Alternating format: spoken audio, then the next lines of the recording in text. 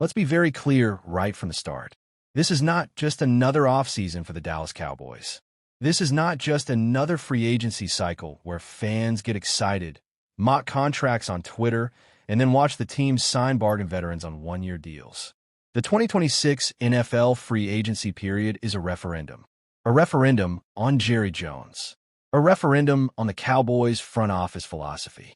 And a referendum on whether this organization truly understands how championships are built in the modern NFL. Because for the first time in years, the Cowboys will not be able to hide behind the usual excuses. The salary cap excuse is gone. The "we're resetting the roster" excuse is gone.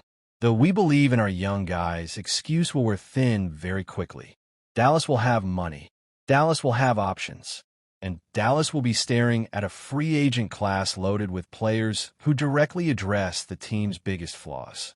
The only real question left is this. Will the Cowboys finally act like a desperate contender, or will they continue to behave like a comfortable brand? When you study this 2026 free agent class, one thing jumps out immediately. The league is offering Dallas solutions at almost every pressure point on the roster. Running back, offensive tackle, edge rusher, linebacker, secondary. This is not a thin market. This is not a year where you have to convince yourself that mid-tier players are secretly stars. These are real names, real production, real impact. And that's why this free agency is so dangerous for Dallas, because if they fail again, there will be no one left to blame but themselves. Let's start with a position that has quietly defined the Cowboys' offensive inconsistency over the last few seasons, running back. For years, Dallas has tried to outthink the position. They've treated it like a plug-and-play role, something you can rotate cheaply and survive. And while that worked for some teams, it has not worked for a Cowboys offense that still relies heavily on timing, play action, and defensive manipulation. That's where a player like Breece Hall changes everything. Breece Hall is not just a running back. He is an offensive weapon who forces defensive coordinators to alter their game plan before the ball is even snapped. He can run inside zone, outside zone, gap concepts, and he can motion out wide and win against linebackers in space. If Breece Hall is in a Cowboys uniform, suddenly linebackers hesitate. Safeties creep forward. Play action becomes believable again, and the entire offense breathes. Yes, he will be expensive, but championship windows are not built on discounts. Then you look at Travis Etienne, and you see a different kind of solution. Etienne brings speed, fluidity, and mismatchability. He thrives in space. He's dangerous on screens, angle routes, and wheel routes. In a Cowboys offense that has sometimes felt rigid and predictable, Etienne injects creativity. He allows you to stress defenses horizontally, not just vertically. He fits the modern NFL, where explosive plays often come from simple concepts executed by elite athletes. Kenneth Walker, on the other hand, represents controlled chaos. He is violent, decisive, and relentless. He's the type of back you hand the ball to in the fourth quarter when everyone in the stadium knows what's coming, and it doesn't matter. For a Cowboys team that has struggled to close games late in the season, Walker offers identity. He brings an edge that Dallas has lacked since its most physical offenses. And then there are value options like J.K. Dobbins and Tyler Allgeier, backs who may not dominate headlines, but dominate contact. These are tone setters. These are players who make defenses feel every carry. For a front office that loves flexibility, this is where smart aggression can live.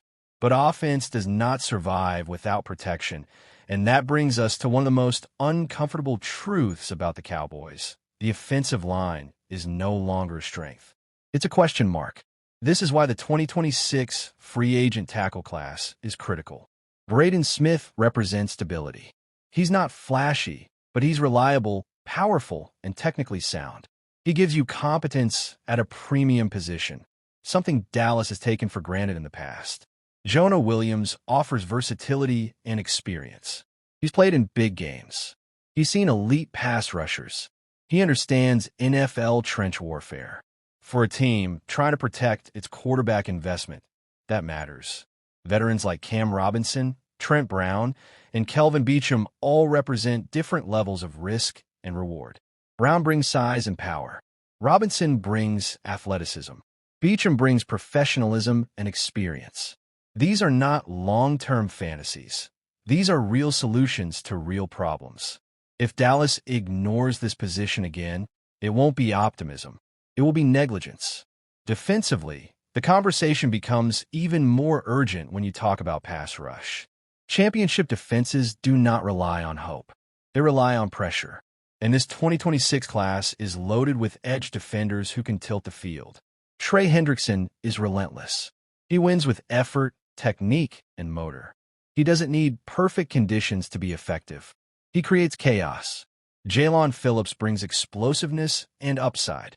He's the type of defender who forces offenses to slide protection, and that alone creates opportunities for everyone else. Then there are names that still carry fear: Khalil Mack and Joey Bosa. Yes, they're veterans. Yes, there are durability questions. But when healthy, they still command respect. And sometimes, respect is all you need to change how an offense plays. Add players like Kwity Paye, and suddenly Dallas has options. Real options. Not developmental hopes, immediate contributors. At linebacker, speed is the currency of the modern NFL, and this class delivers.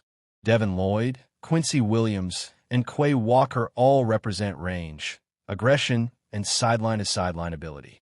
These are linebackers who can survive in space, who can chase quarterbacks, who can close passing lanes. For a Cowboys defense that has been exposed by misdirection and athletic quarterbacks, this matters. Even value veterans like Alex Singleton and Eric Wilson offer intelligence and toughness, traits that don't always show up on the stat sheet, but win games in December. Finally, the secondary, the last line of defense, and often the difference between good teams and great ones. Corners like Jamal Dean, Alani Taylor, Eric Stokes, Rick Woolen, and Greg Newsome too offer length, physicality, and scheme flexibility. These are not panic signings. These are players you build coverage plans around. At safety, names like Cam Curl, Jaquan Brisker, Reed Blankenship, Kobe Bryant, and Jalen Thompson give Dallas versatility. Box safeties, deep safeties, hybrid defenders, the kind of players who allow defensive coordinators to disguise intentions and steal possessions. So when you zoom out and look at the entire picture, one thing becomes painfully obvious. The 2026 free agent market is not the problem. The money will not be the problem. The talent will not be the problem. The only problem left is courage. Will Jerry Jones finally treat free agency like a weapon instead of a risk? Will the Cowboys finally stop waiting for everything to align perfectly? Or will this be another year where opportunity passes and excuses replace ambition? Because in 2026, history won't care about intentions. It will only remember decisions. The search is finally over in Dallas. After weeks of interviews, speculation, and behind-the-scenes maneuvering, the Cowboys have reached the end of their defensive coordinator hunt, and they believe they've found not just an answer, but a potential long-term solution. The organization is in the process of finalizing a deal with Christian Parker, with both sides already in agreement on terms, setting the stage for Parker to become the fourth defensive coordinator in as many seasons for the Cowboys. That number alone tells you everything you need to know about the urgency of this hire. Brian Schottenheimer and the front office understood what was at stake. Defensive instability has plagued this team for years, and cycling through coordinators has created scheme changes, developmental setbacks, and a lack of identity. This time, the Cowboys cast a wide net, not just to fill a vacancy, but to ensure that when this deal becomes official, it's the last time they're conducting this search for quite some time. And in Christian Parker, they believe they've landed someone who can finally bring continuity, innovation, and accountability to the defensive side of the ball. At just 34 years old, Parker represents the new generation of NFL defensive minds, young, adaptable, and deeply connected to modern offensive trends. Most recently, he showcased his defensive acumen with the Philadelphia Eagles, where his work quickly drew league-wide attention during this coaching cycle. Several teams were interested. Opportunities existed elsewhere. But when it came time to choose, Parker elected to cross enemy lines and sign on with Dallas for 2026, and, in the Cowboys' hopes, far beyond. Sometimes, the best way to solve a problem is to study it from the inside. Schottenheimer clearly understands that reality. By pursuing Parker, the Cowboys weren't just filling a role. They were making a calculated strike against their most bitter division rival. In one move, they weakened the Eagles' coaching staff while strengthening their own, and just as importantly, they tapped directly into the Vic Fangio coaching tree, a system that has historically given Dak Prescott and the Cowboys' offense significant trouble. That alone makes this hire fascinating. But Parker's resume stands on its own merit. A former wide receiver turned cornerback, Parker brings a rare dual perspective to defensive coaching. He understands route concepts, timing, leverage, and how offenses want to attack coverage. That background has shaped his coaching philosophy since the very beginning of his career, which started in 2013 at Virginia State as a defensive backs coach. 2 years later, he took on the same role at Norfolk State, continuing to refine his approach to player development and technique. From there, Parker's rise accelerated. He earned opportunities at Notre Dame and Texas A&M, two programs known for demanding both schematic discipline and elite recruiting.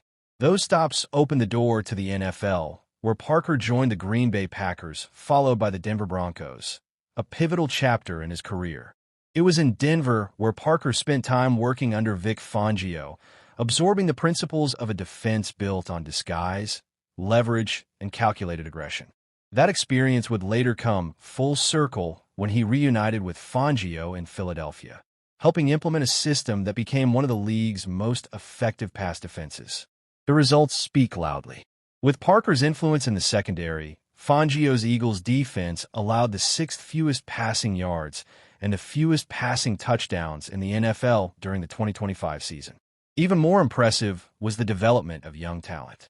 Under Parker's guidance, players like Quinyon Mitchell and Cooper DeJean didn't just improve. They exploded into first-team All-Pro caliber performers. That ability to accelerate development is not theoretical. It's proven. Before Philadelphia, Parker played a central role in shaping Patrick Surtain II during his time in Denver. Surtain didn't merely become good. He became elite, evolving into a 3-time All-Pro and one of the most respected cornerbacks in football. Coaches don't stumble into results like that by accident.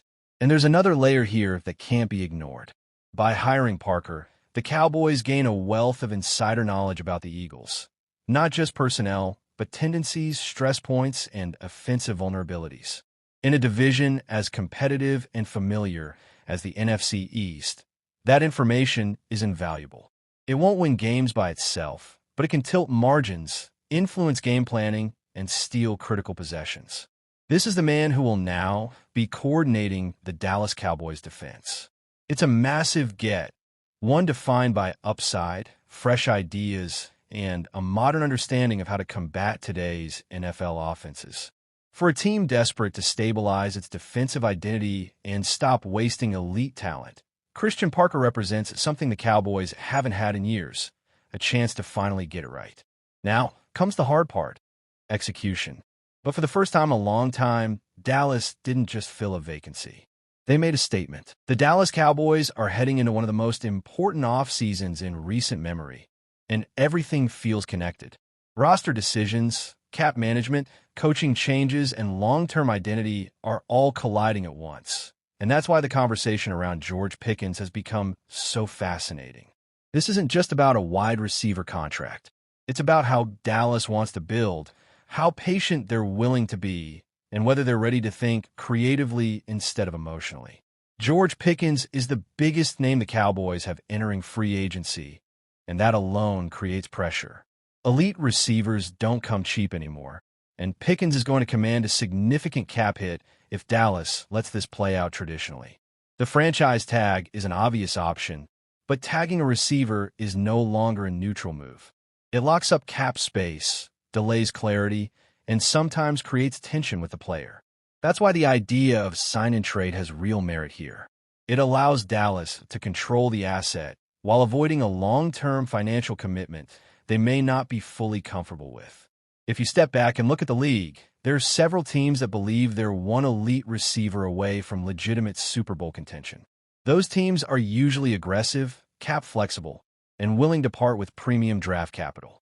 Dallas Cowboys wire floated the idea that Pickens' value could be roughly equivalent to a pick in the low 20s, and when you look at the market, that actually feels realistic. Receivers of his caliber rarely become available in their prime, especially without injury concerns. Buffalo stands out immediately. The Bills are in win-now mode, and Josh Allen has been carrying an offense that lacks consistent explosiveness outside of its core weapons. A receiver like Pickens could stretch the field when one-on-one matchups and take pressure off Allen in critical moments. Buffalo also has the draft capital to make it work without crippling their future, which is exactly the kind of trade Dallas should be looking for. San Francisco is another intriguing possibility. The 49ers have been creative with their cap, aggressive with their roster, and unafraid to make bold moves. Adding Pickens to an already dangerous offense could push them over the top. And while they don't draft high, their ability to maximize late picks makes a trade more palatable. From Dallas' perspective, getting multiple picks while avoiding a massive extension is a smart long-term play. The Chargers make sense for similar reasons. They have a quarterback who needs more reliable weapons, a front office that understands urgency, and enough flexibility to absorb a receiver contract. New England is a different case entirely, but equally interesting. They're rebuilding, they have cap space, and they need a true offensive centerpiece. A deal involving Pickens could accelerate their timeline, especially if they believe they've solved their quarterback situation. Indianapolis and Carolina are more speculative, but not impossible. Both teams need offensive identity, and sometimes that starts with a player who forces defenses to change how they line up. The wild card, of course, is Pittsburgh.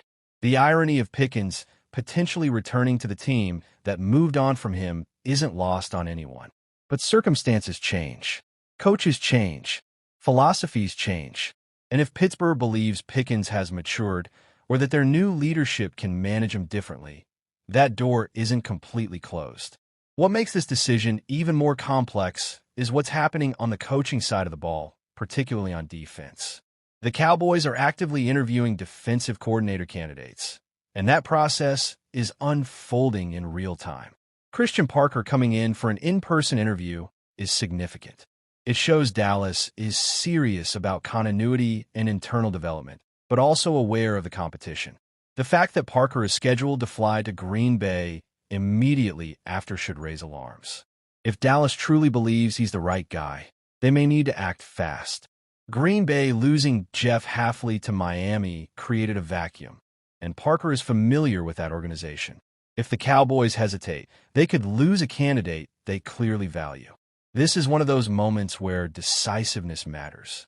Waiting too long can cost you more than just a coach. It can cost you momentum. Meanwhile, other options are disappearing.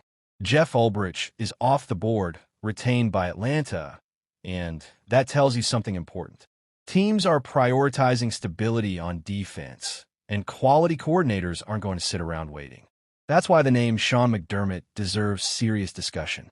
He may be known as a head coach, but at his core, he's a defensive architect. His track record speaks for itself. Turnovers, discipline, consistency. Those are hallmarks of his defenses.